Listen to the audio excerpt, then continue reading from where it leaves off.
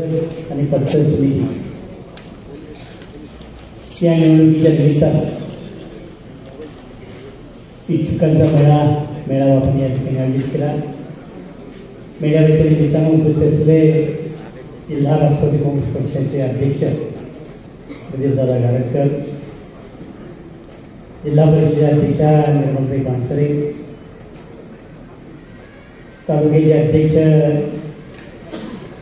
कैलासराव सांगोल, जिल्ह्याचे उपाध्यक्ष अंजबाबा नागसे, जिल्हा दूध संघाचे संचालक अभिषेक चांभारे, सौभाग्यवती सुरेखा मोहिते, जिल्हा दूध संघाच्या संचालिका गोपाळीताई, कृषी उत्पन्न बाजार समितीच्या संचालिका कडताई कमलताई कड, राज्याच्या महिला आघाडीच्या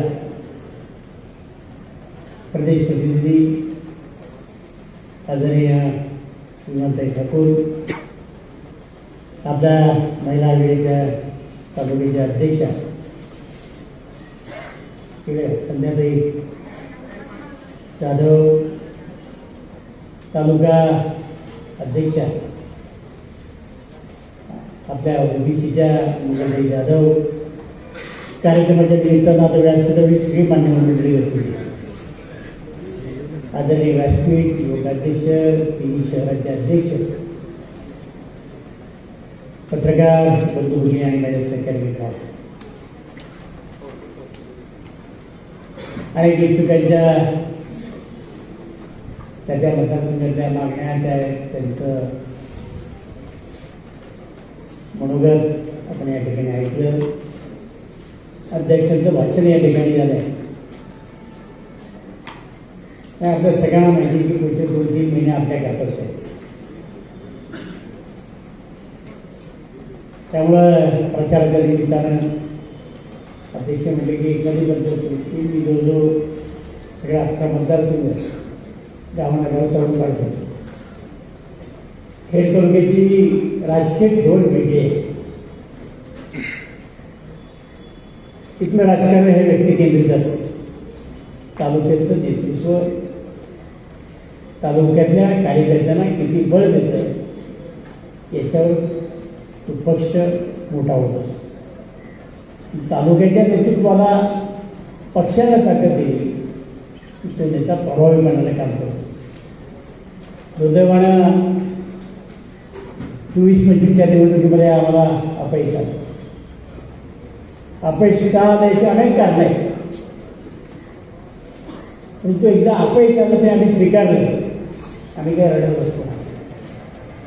मतदानात जास्त झालं, आणखी काही झालं, EVMचा काही घोटाळा झाला आणि काय या सगळ्या गोष्टी मी पराभव झाला ते मान्य करा. पराभव पचवण्याची दिली तुमच्यामध्ये ताकद आहे. मी एकदा नाही 3दा पराभव पचवला आणि कार्यकर्त्याच्या मागे ठामपणानं उभं राहिलं. इथं बसल्या कुठल्याही कार्यकर्त्याला विचारा की आजही मी 24 तास लोकांच्या करता काम करतो. साधा मोटरसायकलवर एखाद्या कार्यकर्त्याला पकडलं तरी तो मला फोन करतो, अण्णा पोलिसांनी पकडलं. मी लगेच सांगतो देव बाबा त्याच्याकडे सांगतो, विनंती करतो की सोड. पोलीस स्टेशनमध्ये एखाद्या कार्यकर्त्यावर काही प्रसंग येऊ द्या, दिलीप कुलते त्या ठिकाणी आवर्जून धावून जाईल. कलेक्टर कलेक्टर तहसील कार्यालय असेल, प्रांत कार्यालय असू द्या, जिल्हा परिषद असू द्या, सगळ्या ठिकाणी दिलीप कुलते जातात.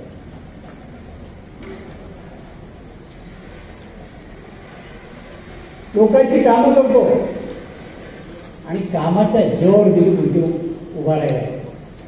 मला काही तुमचा आशीर्वाद नाही. माझा बाप काही आमदार नव्हता, माझा बाप काही खासदार नव्हता. ते उभं केलं ते स्वतःच्या ताकदीवर उभं केलं, कार्यकर्त्यांच्या जीवावर उभं केलं, लोकांच्या ताकदीवर लोकांच्या सहकार्याने उभं केलेलं आणि ते टिकवायचं काम मी माझ्या पद्धतीने केलं आहे. कधी असं झालं असेल राजकारणात चढ उतार येतात, ते चढ उतार काय ते नसतात. मी अपयश मला आलं, पराभूत झालो म्हणून मी काही खचलो नाही. ज्या कार्यकर्त्यांनी माझ्याकरता काम केलं त्याच्याकरता मी परत उभा राहिलो. कुठल्याही कार्यकर्त्यांनी सांगावं दिलीप वैद्यांनी सांगितलं की आता माझा पराभव झाला तर तुमचं बघा. नाही म्हणलं, त्या कार्यकर्त्याच्या मागेच उभं राहील. आज 3 पक्षाचं सरकार आहे. अधिकाऱ्यांना, काही लोकांना लपायला जागा दिली. शिंदे नाही जातं, भाजप नाही जातं, राष्ट्रवादी. पण आज जिल्ह्याच्या राजकारणामध्ये राष्ट्रवादीचा दबदबा आहे. अजित पवार उपमुख्यमंत्री आहेत, वित्तमंत्री आहेत, पालकमंत्री आहेत. आम्हाला अपेक्षा होती की दादाने अधिकच्या वेळ आमच्या तालुक्याकडे देऊन कार्यकर्त्याच्या मागे खंबीरपणाने उभं राहायला पाहिजे होतं. ते मात्र गेल्या 8-10 महिन्यामध्ये आम्हाला दिसतं. खचलेला कार्यकर्ता त्याच्या मागे होतो मी उभं राहिला असं ताकदीनं. तो निवडून आला, त्याची पाचा दुसरी दिले. तेवढी हिंमत माझ्या कार्यकर्त्यांनी माझ्यामध्ये आहे. आम्ही काही खचलेलं नाही, आम्हाला कुठल्या गोष्टीची भीती वाटत नाही. आजच्याकडे एखाद्याचा लग्गा लागला, कशामुळे लागला, काय लागला, गेल्या 40 वर्ष मी सुद्धा राजकारण करतो. मला काही समजत नाही असं नेत्यांनी अजिबात समजू नये. सगळ्या गोष्टी मला समजतात. फक्त आज बोलून त्याचा उपयोग नाही, कारण नियमाप्रमाणे पराभूत झालं याची जाणीव मला आहे. पण एखादा माणूस आपल्या मागे खंबीरपणाने उभा राहतो तेव्हा आपल्या संघर्षाची वेळ येते, आपल्या अस्तित्वाची वेळ येते, त्यावेळेस दिलीप पुढचे उभा राहिले. आपल्याला माहिती आहे 2 मे 24 ज्यावेळेला राष्ट्रवादी काँग्रेस पक्षामध्ये सगळ्यात मोठा ड्रामा झाला, पवार साहेबांनी राजीनामा दिला आणि त्यावेळेला पवार साहेबांच्या म्हणून काही नाही, छाती वळून ती काही रडून घेतलं, काही काय काय केलं. अध्यक्ष साहेब त्यावेळेला अजित पवार यांच्या बरोबर हे जे आत्ता आहेत त्या मंत्रिमंडळात किंवा आणखी कोणीच नव्हतं. 3 तारखेला मुलाखत झाली पाहिजे आणि मी सांगितलं होय अजित पवार या देशाचं नेतृत्व करू शकतात, त्यांच्याकडे पक्ष सोपवा. हे धारिष्ट फक्त दिलीप वैद्यांनी दाखवलं. परवानगी केली, उद्या माझं काय होईल आहे, जे वाईट ते झालंच ना. पण ज्यांच्या करता ते धारिष्ट दाखवलं त्यांनी त्या सगळ्या गोष्टीचा विचार करायला पाहिजे होता. जे आम्हाला नको होते त्यांच्याकडे तुम्ही नेतृत्व सांगितलं. खासदारकीची निवडणूक आली, ज्यांच्या बरोबर 20 वर्ष संघर्ष केला त्यांची स्तुती करायला तुम्ही आम्हाला लावलं. इथल्या सगळ्या कार्यकर्त्यांना विचारा, तुम्ही कुठे डुप्लिकेट वगैरे नाही, ताकदीनिशी त्यांच्या मागे उभा राहिलो. जर राहिलो नसतो तर डिपॉझिट सुद्धा राहिलं. आणि ते इतके डुप्लिकेट आहे ते परत मतदारसंघामध्ये आले दिलीप वैद्यच्या मागे उभे राहिले नाही. उलटा दिलीप वैद्य कसा पडेल याची त्यांनी काळजीपूर्वक लक्षात घेतली. त्यांना तुम्ही महत्वाचे पद देता आणि त्यांच्या मागे परत आम्ही उभं राहायचे का? अरे जे नेते मला ज्यांच्यामुळे पराभव केला त्यांची स्तुती करतात, हे किती पक्षाची प्रामाणिक आहे, तुमच्याशी प्रामाणिक आहे याचा बारकाईने तुम्ही विचार करा. कार्यकर्त्याला कळत नाही, बसलेल्या सगळ्या कार्यकर्त्याला प्रत्येक गोष्ट कळते.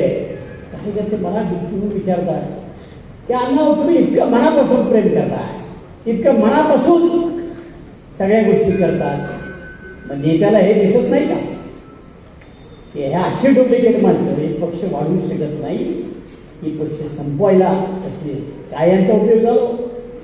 4-4 वेळांना मंत्री केलं, सगळ्या प्रकारची सत्ता येते हातात दिल्यानंतर खेड आंबेगाव जुन्नर या ठिकाणी पक्षाची काय अवस्था करून ठेवली.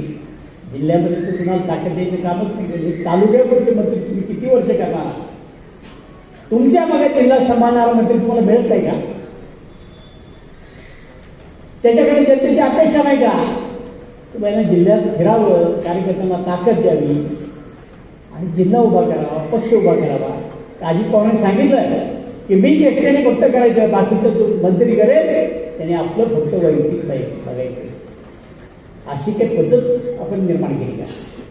अरे आम्हाला नाही झाला वेळ, बाकीचे तर आहे ना. मग यांना तुम्ही कशा करता मोठे केले ते एकदा सांगा. सगळेच ज्यांना ज्यांना तुम्ही पदं दिली, जिल्हा दूध संघ असू द्या, जिल्हा बँक असू द्या, जी जी महत्वाची पदं आहेत, अशा माणसांनी नको पक्षाला वेळ दे ना. पक्षाकरता नको काम करायला. कार्यकर्त्याच्या मागे ताकद तुम्ही उभी केली तर कार्यकर्ता डगमगत नाही. आम्ही राहतो ना उभा, पण आज आम्हाला मर्यादा आहे. तरी सुद्धा आजही जिल्ह्यात आजही तालुक्यात दिलीप मोहिते म्हणेल असंच होतंय का नाही? होतंय. आम्हाला नाही त्यांची भीती वाटत.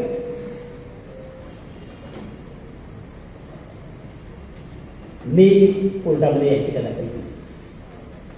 मी म्हटलो नाही की मतदान किती झालं. मतदानाचा फरक तुम्हाला कदाचित माहिती असेल. ज्या दिवशी मतदान झालं आणि मोजलेला मतं किती आली ही माहिती नाही काढत बसलो.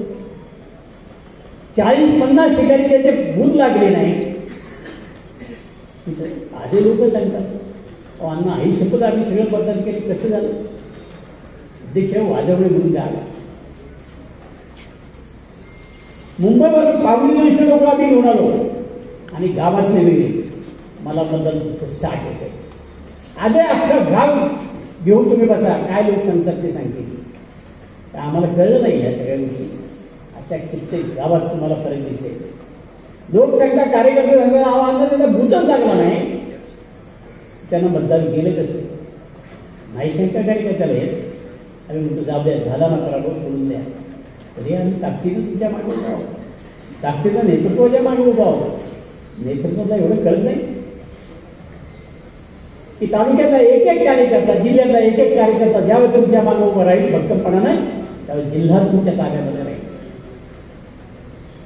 तुमच्या ताब्यातनं जिल्हा जावा याच्याकरता बाकीच्या मंडळींनी काय काय केलं ते एकदा बघा. बरोबर आम्ही राहिलो. छुपी युती पवारसाहेबांची अनेकांनी केली. तुमचे उमेदवार काढण्याकरता जे जे करता येईल ते सगळं केलं. आता सर्वसामान्य कार्यकर्त्याला दिसत, तुम्हाला दिसत नाही. आणि आता जर तुम्ही म्हणाल असाल परत आपण त्यांच्याशी युती करून आपण निवडणूक लढवू, हे कार्यकर्ते लढवतील, करतील का? ज्या कार्यकर्त्यांनी रात्रीचा दिवस केला, दिवाचं रात केली, त्याला अपेक्षा नाही मला पंचायत समिती मिळावी, मला जिल्हा परिषद मिळावी. आज काही कार्यकर्ते येऊ पाहतात कारण तिकडे सगळं भजन झालं. चला अजित पवार, ज्या कार्यकर्त्यांनी माझ्याकरता रात्रीचा दिवस केला त्याला मी बाजूला ठेवायचं. नवख्या आलेला उद्या तो पडला तो आमच्याच नावाने बोंब मारणार आहे. कारण ज्या कार्यकर्त्यांनी कष्ट घेतले तो त्याचं काम करू शकणार नाही. आणि आयात तर आम्हाला बिलकुल नाही. आयात नको. माझ्या कार्यकर्त्यावर विश्वास आहे. आम्ही म्हणत नाही 100% यश मिळेल म्हणून. हे यश मिळेल ते प्रामाणिक कार्यकर्त्याला वेळ द्यायची दक्षता आम्ही या निमित्तानं घेणार आहोत. आणि म्हणून या तालुक्यामध्ये प्रामाणिक कार्यकर्त्याला उद्याच्या जिल्हा परिषद पंचायत समितीकडे आम्ही संधी देणार आहोत. का द्यायचे? त्यांनी पक्षाकरता कष्ट घेतले, रात्रीचा दिवस केला आणि आजही अनेक अडचणी त्याला सामोरे जातात. प्रामाणिक त्याच्या मागे देखील ते उभा आहे.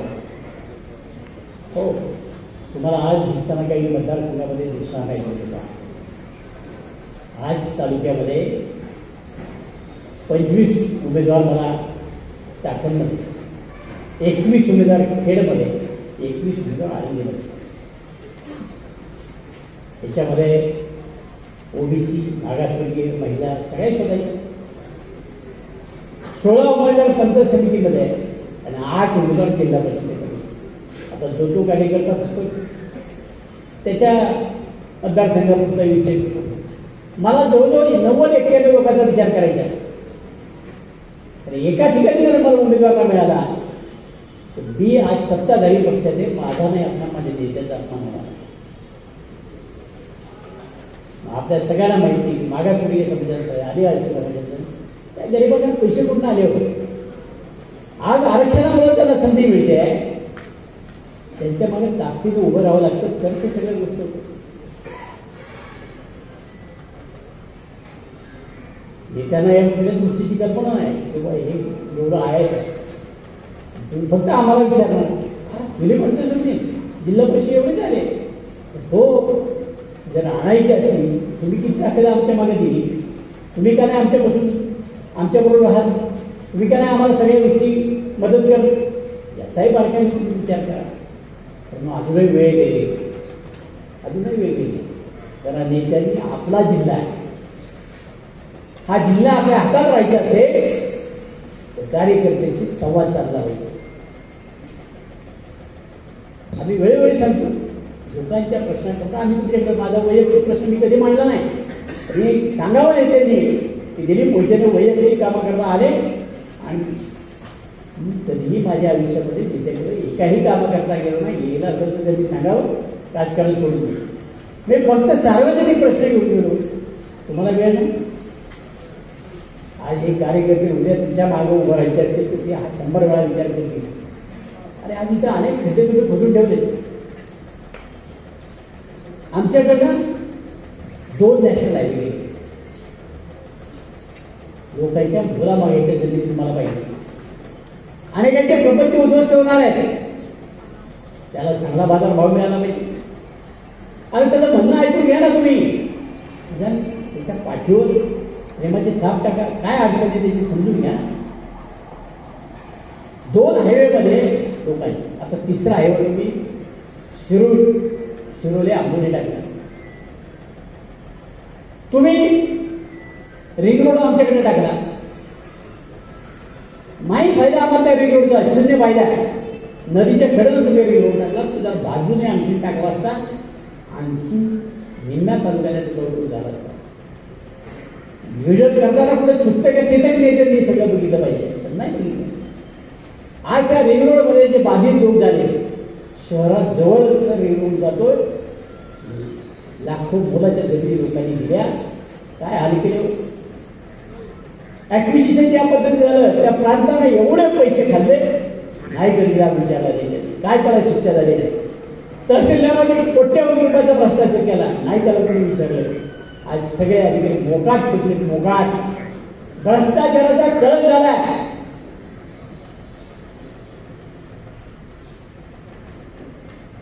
तालुक्यातील नेतृत्व कॉन्ट्रॅक्टर म्हणून पुढे आले, त्याला माहिती काय करायचं मग काम मिळतं, काय करायचं मग बिलं निघतात. त्याच्या पलीकडचं विश्वच माहीत नाही की याच्यामुळं सर्वसामान्य माणसाला काम खराब होतं. आणखी काय आयुष्यात चांगलं काम कधी केलंच नाही. पण नेत्यांनी लक्ष द्यायला पाहिजे ना, तुमच्या नावावर दिलं आहे, याच्या बाबतीत तुम्ही कधी लक्ष घालणार, कधी कार्यकर्त्याला तुमच्याकडे काय म्हणणार आहे. आज एवढी मोठी जमीन त्या रिंग रोडला दिली, आता तुम्ही रेल्वे आणायची म्हणे. ठीक आहे ना, लोकांचा विचार झाला पाहिजे. रेल्वे जाणार कुठे आहे, तुम्ही लोकांना उद्ध्वस्त करून रेल्वे जाणार का, गावाचे तुकडे काढणार आहात का, लोकांची घरं गरिबांची घरी जाणार असेल तर अशी रेल्वे नको आम्हाला. त्याला दुसरा मार्ग नाही. तुम्ही कार्यकर्त्याला वेळ देणार नाही. आज कार्यकर्ते काय म्हणतात, तेव्हा आम्हाला वेळ द्या, आमचं ऐका. आम्ही सगळी पुंजे लावून तिथं घरं बांधून तुम्ही आज देशोधडीला करणार आहात का. असं जर तुम्ही लोकांचा विचार केला नाही तर लोक पक्षाच्या मागे राहणार नाही. आणि पक्षाच्या मागे लोक राहायचे असेल तर लोक येतात ते निर्णय तुम्हाला घ्यावे लागतील. प्रत्येक ठिकाणी अशा प्रकारची भूमिका घेऊन तुम्हाला चालणार नाही. आणि लोकांचं वाटोळ होणार असेल आणि दिलीप मोहितेने ते पाहायचं असेल तर दिलीप मोहितेला शक्य नाही. मी लोकांच्या बरोबर आहे आणि लोकांच्या बरोबर राहणार आहे. वेळ प्रत्येकाने नेत्यांना सुद्धा त्या ठिकाणी घेऊन करणार. आज आपल्याला माहिती की 9 लाख डोंगऱ्यावर मुळात एक रेल्वे दाखवलेली या मेडिसिनला ती तुम्हाला पडून देता येईल ना. तुम्ही बघा मला कशा एकदा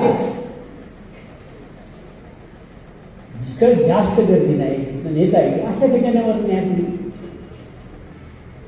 तुम्ही जर ऐकायचीच भूमिका घेतली नाही तर आम्हाला सुद्धा लोकांना सांगता येणार नाही.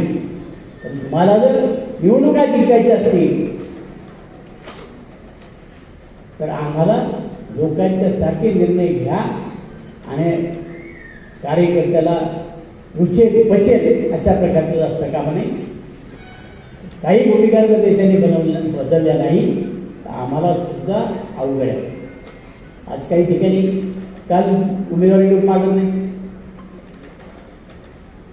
आज पूर्वी मतदारसंघ नाही तुम्हाला पंचायत समितीचे उमेदवार लोकांनी मागितले. का नाही मागितले? का उमेदवार नाही?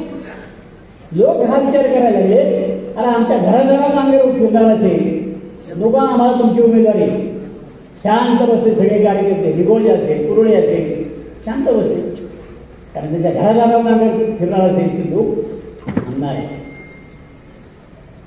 नाही माझ्या पिंपळगाव मतदारसंघामध्ये याचा अर्थ उमेदवार उभा राहणार नाही असं काही. लोक बघतात ते पुढच्याला जर तुम्ही न्याय देऊ शकला नाही सर्वसामान्य माणसाला कसा मी न्याय देईल याचा सुद्धा बारकाईने तुम्ही विचार करा.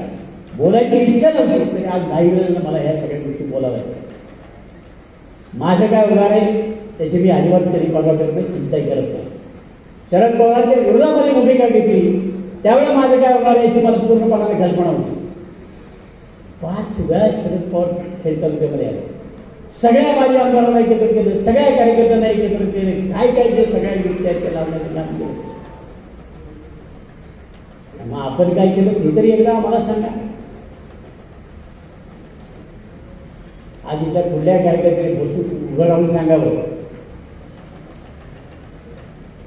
मला वजा करता काय होणार आहे. खाजगी विचारा सार्वजनिकपणानं विचारा. प्रत्येकाला इथे भीती आहे. आता एकदम हॉट तालुका झाला नाही झालं असा एक दिवसात नाही एखाद्याची प्रगत झाली अपघात झालेले आणि आता महसूलमध्ये तर विचारायचं नाही काय होईल सांगता येईल. कुणी बोलायचंच नाही. नेत्यांच्या तक्रारी केल्या नेत्यांनी ऐकायची भूमिका सुरू आम्ही बसतो काय करणार. काही अधिकाऱ्यांनी केलं अरे PLR मध्ये नकाशा बदलून देतात. हुतात्मा शिवराम आणि राजगुरूच्या समोर 12 गुंठ्याचा तोच मोजणी नंबर नकाशा 24 गुंठ्याचा तोच झाला. अरे वरपर्यंत घेऊ आम्ही विधानसभेमध्ये प्रश्न विचारला अजूनपर्यंत नाही केलं झाला नाही बिल्डिंग काढली. असं जर होणार असेल तर तालुक्यात कोणी काही करेल ना. 5 तालुका जिल्हा कोणाच्या ताब्यात आहे. लोक काय म्हणतात सगळ्या गोष्टी तुम्ही बारकाईने विचार करा. आज जर कार्यकर्त्याला न्याय मिळणार असेल लोकांना न्याय मिळणार असेल तर लोक आपल्या मागे थांबतील. मी कार्यकर्त्याचा बळी घेणाऱ्यापैकी मी नाही.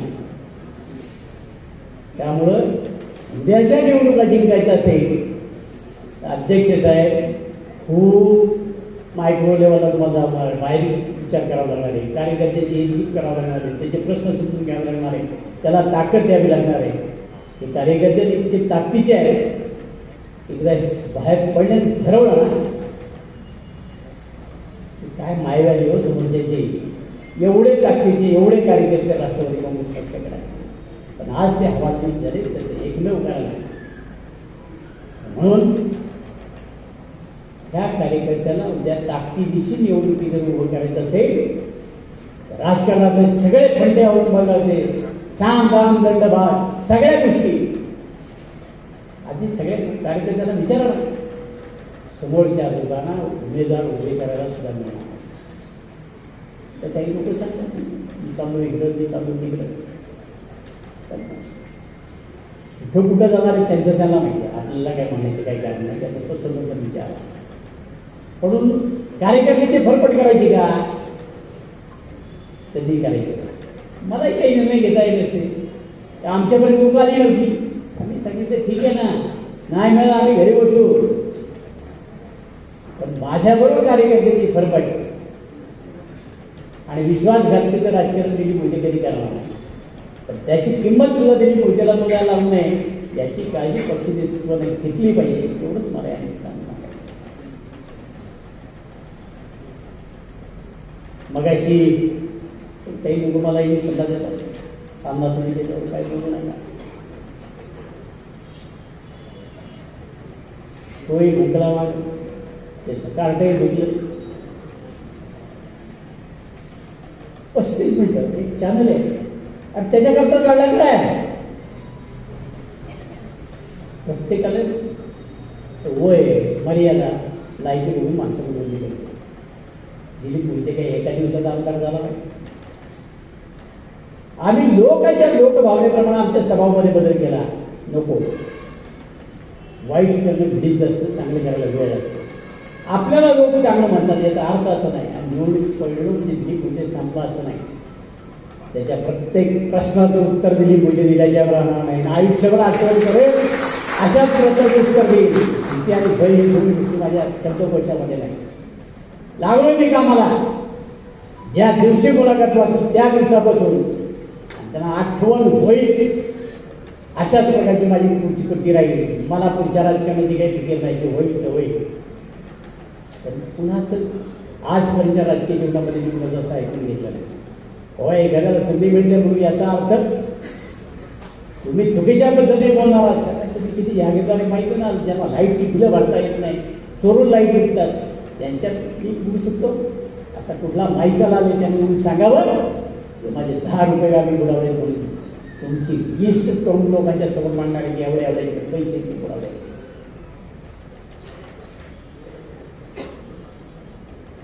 त्याचे वोट बिघडले तर दूध निघेल अशा प्रकारची माणसं स्वतःला बोलायला हिंमत नाही म्हणून पोरासोराला तुम्ही आमच्यावर सोडताय.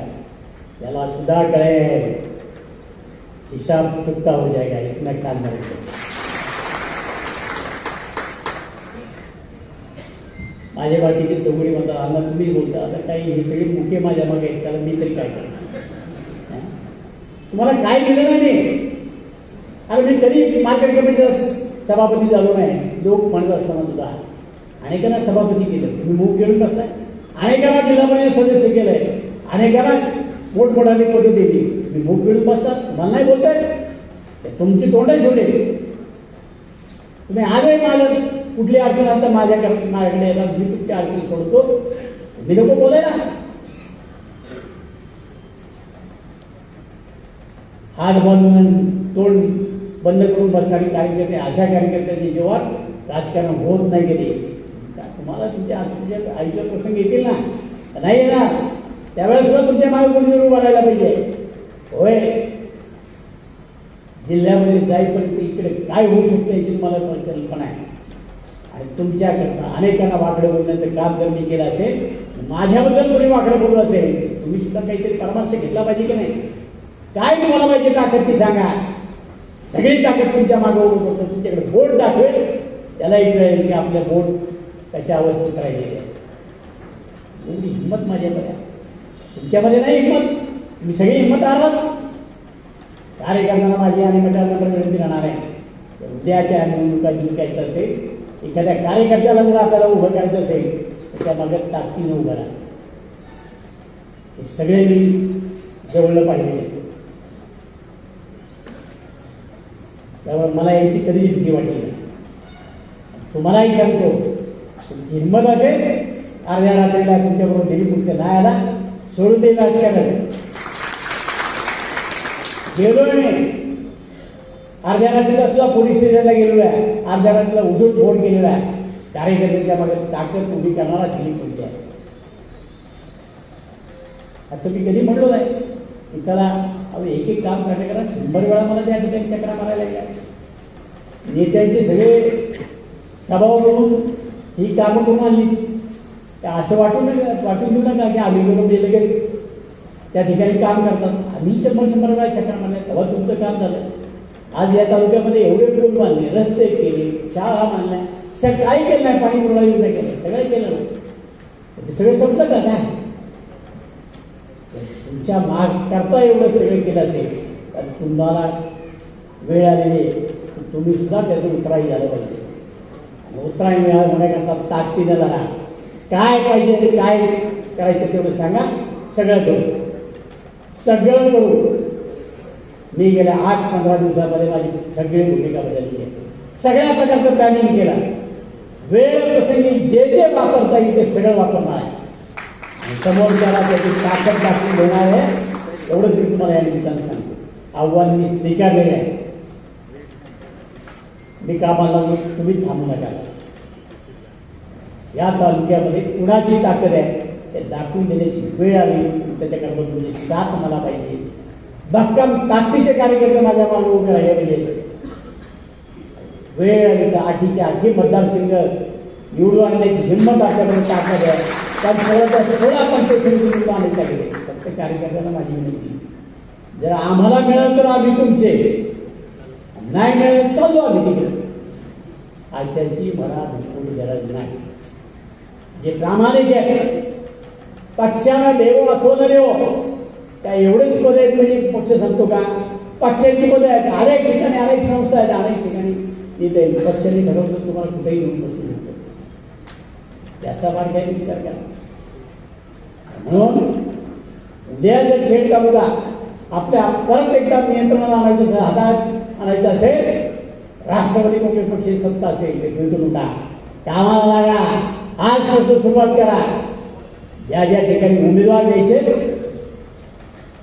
त्या कार्यकर्ते तुमचं मला माहिती नसली घडी तर कुठलं गाव कुणाच्या मागे कशी उभं राहतो, कुठला पुढारी आल्या तर बेरीचं राजकारण होतं, कुठल्या गावामध्ये माणूस कुठं झाला की निवडून येतो, कुठं मायनस झाला. गेली 40 वर्षी खूप अभ्यास करतो मी, दुसरं काही करत नाही. मला माणूस समोरचा दिसला ना कळतं या माणसाचं त्या गावामध्ये किती मोठं आहे, हा माणूस आपल्या किती ताकदीचा आहे. ती माणसं जोडत गेलो तर निवडणुका अवघड नाही. आणि याच्याकरता आता सगळ्या मतदारसंघात चोरस आहे असं नाही, 1-2 मतदारसंघामध्ये चोरस आहे. तिथल्या कार्यकर्त्यांनी समजुतीने घेतलं तर मला नाही वाटत खेड तालुक्यामध्ये कुठं अडचणी येईल. समजून घ्या. एका वेळेला 4 जणांनी मागितलं असेल, एकाला द्यायचं असेल तर विचार, त्याही बाबतीमध्ये शेवटच्या क्षणाला अध्यक्ष सांगतील, अजितदादा सांगतील, त्याप्रमाणे निर्णय आपण घेऊ. अशा त्या अडचणीच्या गोष्टी येतील. असं आहे, माझ्याकडे सगळे कार्यकर्ते येतात. दुसऱ्या कार्यकर्त्यांनी समजलेली गरज नाही की आपण झालं त्याला शब्द दिला, मी कुणालाही शब्द दिले नाही आज टाकायचं. काही तर योगदान आहे, 25-30 वर्ष मान्य मला. पण इलेक्ट्रिक बेरी सुद्धा असं पाहिजे ना, तर तुम्हाला माफी घालू करोडो रुपये आज खर्च तो राजकारणामध्ये, त्याचाही प्रत्येकाने विचार केला पाहिजे. मी पक्षाचा कार्यकर्ता आहे, माझ्यावर अन्याय होतो, मी काम करून सुद्धा. असे असंख्य कार्यकर्ते आहेत, एकावर अन्याय होतो असं काही नाही. कुणीतरी एकच पुढे जातो. आता मला आमदार होण्याकरता याला 6 निवडणुकीमध्ये अनेकांनी आपल्या भावना मागल्या नाहीत. त्यांना नाही वाटत आमदार व्हावं म्हणून. नाही, आपला नेता पुढे गेला तर आपण आमदार झाल्यासारखे आहे. तसं काही मतदारसंघामध्ये ठीक आहे, आम्हाला त्याची जाणीव नाही असं नाही, आम्हाला कळतं ना त्या कार्यकर्त्यावर अन्याय झाला, त्या प्रत्येक कार्यकर्त्याला न्याय द्यायचं काम आम्ही या निमित्ताने केलं. पण काही ठिकाणी काही लोकांच्या खोडी जास्त असतात, तरी कायदा सर्वांनी सगळ्याची नावं घेतली. कुठेही ते जाऊ द्या ना कायदा सराव. अशा लहरी कार्यकर्त्यांची मर्जी सांभाळण्यापेक्षा तिथला सर्वसामान्य कार्यकर्ता उभा करून त्याच्या मग आणखी ताकद देऊ. आपल्याला देता येत नाही, सगळ्या प्रकारची ताकद देऊन आपण त्या माणसाला उभं करू. जे प्रामाणिक पक्षाबरोबर आहे त्यांच्या मागं आपण ताकदीनं उभं राहून, एवढंच मला या ठिकाणी सांगायचं. आज अध्यक्ष साहेब आले, त्यांना मी सांगतो की इतर तालुक्यामध्ये एक गोष्ट वेगळी, खेड तालुक्याची गोष्ट वेगळी आहे. इथे काही लोक तयार करावे, ते एखाद्या घराण्याच्या याला सांगावं लागतं की बाबा आता तुझ्या घरामध्ये मुलगी तुझ्या घरामध्ये आहे. कारण आपल्याकडे महिलांच्यावर खर्च करणारे लोक फार कमी. असेल असं एखादा अशी शेवटे असेल, एखादा 12 लाख आहेत अशी लोक, अशी कमी आहे. पण बाकी ठिकाणी ज्या महिला आहेत त्या उभ्याच करायला लागणार आहे. त्यांना सगळ्या प्रकारची ताकद द्यावी लागणार आहे, ते करणार आहे. आदिवासीच्या आज 3 जागा आहेत, मागासवर्गीची 1 जागा आहे. त्या 4 लोकांना गरीब माणसं आहेत, यांच्यामध्ये सगळ्यात ताकदीची उभं राहून त्यावेळी उभे राहणार आहे. तर ही 100% लोक आपली निवडून येणार आहे. म्हणून पक्षानं सुद्धा साम दाम दंड भेदभाव या सगळ्या गोष्टींना ताकद लागवली पाहिजे, तरच या सगळ्या गोष्टी होतील, एवढीच माझी विनंती आहे. जिल्हा परिषदेच्या निवडणूक कधी लागणार आहे माहिती नाही, पण डिसेंबरचं अधिवेशन झाल्यानंतर निवडणुका लागतील एवढं 100% आहे. 12 ते 18 मला वाटतं 12 डिसेंबर ते 18 डिसेंबर अधिवेशन पुढच्या महिन्यात डिसेंबरला आहे आणि त्याच्यानंतर या निवडणुका होतील. परंतु नगरपालिकेच्या निवडणुका साधारणतः 4-8 दिवसामध्ये लागतील. पहिली शहर आळंदी, चाकणखेड, आता या तिन्ही शहरांची वेगवेगळी गोष्टी आहेत. तिथं ज्या लोकांनी आपल्याला मदत केली, तर त्या भारतीय जनता पक्षानं खेड, चाकण, आळंदी या ठिकाणी आम्हाला भरपूर मदत केली. त्या ठिकाणी आम्ही त्यांना बरोबर घेऊनच पॅनल करणार आहोत आणि मग त्याच्यामध्ये काही आम्हाला जातील, काही त्यांना जातील, अशा पद्धतीनं आम्ही त्या ठिकाणी काम करणार आहोत. जिल्हा परिषद पंचायत समितीमध्ये जर त्यांची इच्छा असेल तर आपण युती करू, नाहीतर 16 त्या ठिकाणी निवडणुका लढू, एवढंच कार्यकर्ता मला या ठिकाणी सांगायचं. आज आम्ही चाकण, आळंदी आणि खेड या नगरपालिकेच्या संदर्भात बोललो नाही. ते कारण असं आहे की समोरच्या लोकांना बरोबर घेऊन त्यांना कुठल्या वार्डामध्ये त्यांचा उमेदवार येऊ शकतो, आमचा उमेदवार कुठे येतो आहे, सगळ्यांची चर्चा करू. नगराध्यक्ष कोण आहे त्याचं या आधी चर्चा करू. आज काही लोकांनी नगराध्यक्ष पदाचे उमेदवार उभे केले, आम्हाला विचारतात तुमच्याकडे, काळजी करू नका, कदाचित उद्या तुमच्या घरातलाच उमेदवार आम्ही देऊ. त्यामुळं आमच्याकडे माणसं नाहीत असं अजिबात समजू नका. वेळ द्या, योग्य वेळी कुठलं अस्त्र बाहेर काढायचं ते आम्हाला चांगलं कळतं.